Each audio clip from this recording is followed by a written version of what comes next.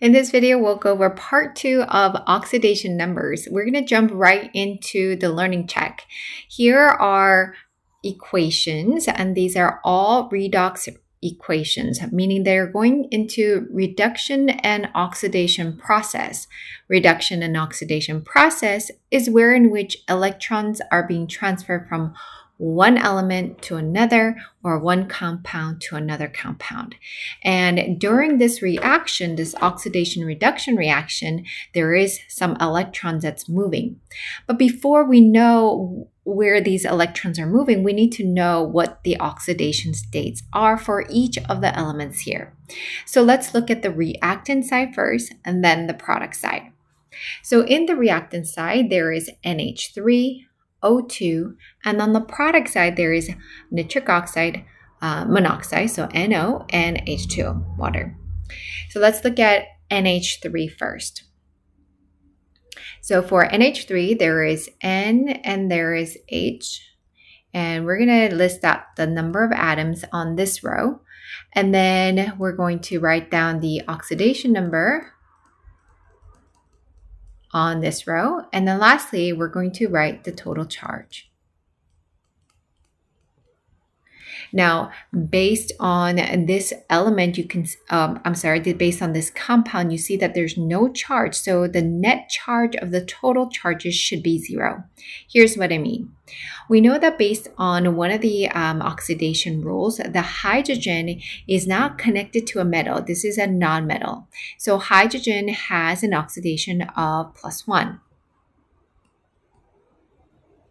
Also, there are 3 hydrogen, whereas there's only 1 nitrogen in that ammonia. What is the total charge for hydrogen? Well, you're going to multiply 3 times the oxidation number. That gives me +3. If the net whole thing is 0, okay, if the whole thing is 0, what is the total charge for nitrogen must be? Has to be -3 because a -3 times and +3 should be 0. So therefore, the oxidation number then must be -3 for nitrogen. So we can assign that nitrogen as -3. We can assign the hydrogen as +1. What about this one, oxygen? This oxygen is a free element, meaning the oxygen for this guy is going to be 0. So I don't need to have a whole table, and we're just going to say for oxygen, it's 0. So this is for my reactant side. For my product side, we're going to do the same thing for nitrogen, oxygen, and for water. So we know that for nitrogen and oxygen, here's number of atoms. Number of atoms and oxidation number, and then charge. There are 1 of each. Oxidation number for oxygen is always going to be -2 based on one of the rules. And so the charge is -2. If you multiply 1 times the -2, you get 2. The totality has to be 0. That means nitrogen has to be +2. It must have +2. That means the oxidation number has to be +2. Because 1 times 2 is equal to 2. That will give you the net of 0. So that's for nitrogen and oxygen. Try for water and then come back. Hopefully you got this. Now I'm going to highlight some of the changes that's happening over here. If you look at nitrogen, the oxidation for nitrogen has changed. So oxidation number for nitrogen was -3. On the product side, the oxidation number for nitrogen has been +2. Now everything else sort of remained the same. Hydrogen oxidation was +1, and on the right side, it's still +1.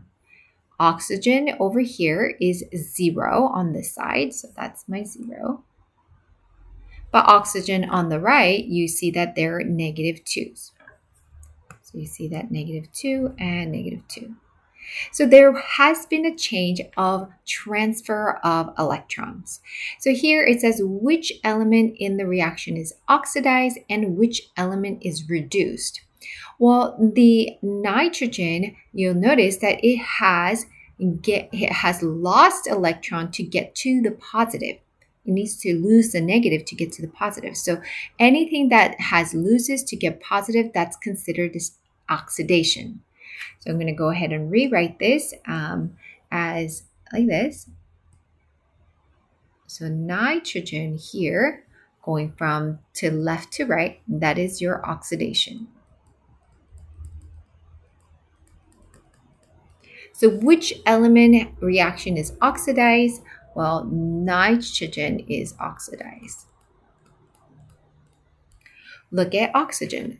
Here, oxygen is 0 and it became a -2. That means they gained electrons. Electrons are negatively charged, so they become negative. Or even if it was positive, it becomes less positive. So therefore, oxygen is oxygen going from here to either in this direction or that one, doesn't matter. So from going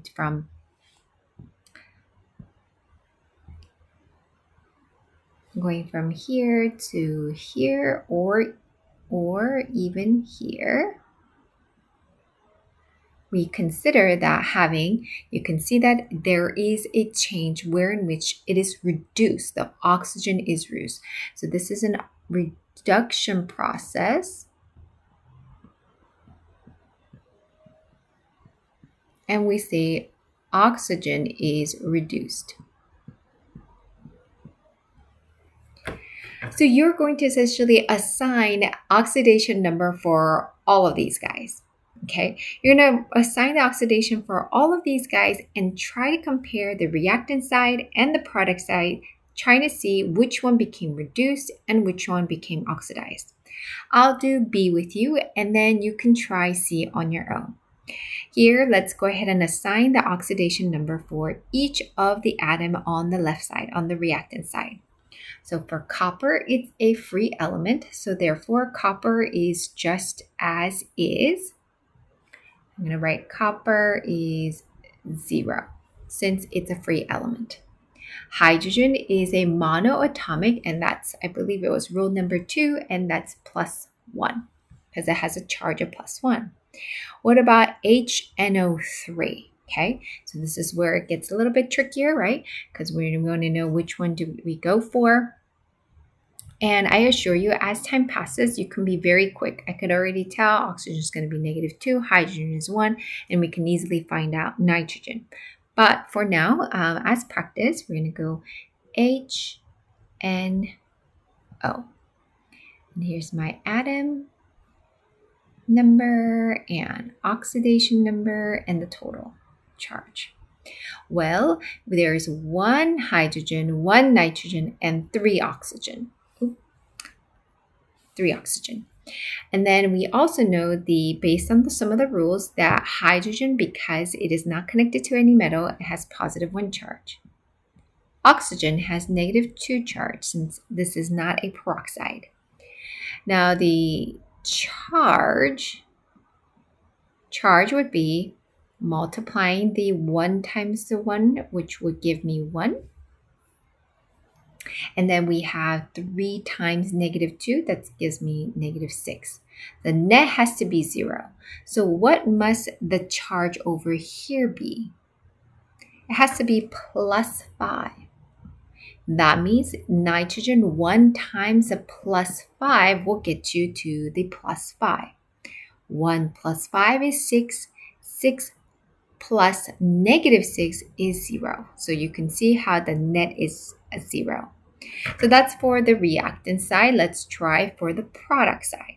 You're going to do 1 for copper. Copper, in this case, the oxidation number is +2 since it's a monoatomic number. Let's go for nitrogen and water. Now, nitrogen and water, we can already see over here on the one before. You can tell the oxidation number again. So I'm just going to repeat what we did. So nitrogen oxidation number is +2. Oxygen is -2. And for water, hydrogen is +1. And oxygen is -2. Where did I get that? How did I do it so fast? It's because the product is the same, nitrogen and water. Okay, so these are the same one. And the oxidation number is right here. All right, so now let's compare. And we're going to highlight the ones that have changed. So let's look at copper. Copper, did it change in its oxidation number? Yeah, it was 0 and +2. Could you say what kind of a reaction occurred? Is this oxidation or reduction?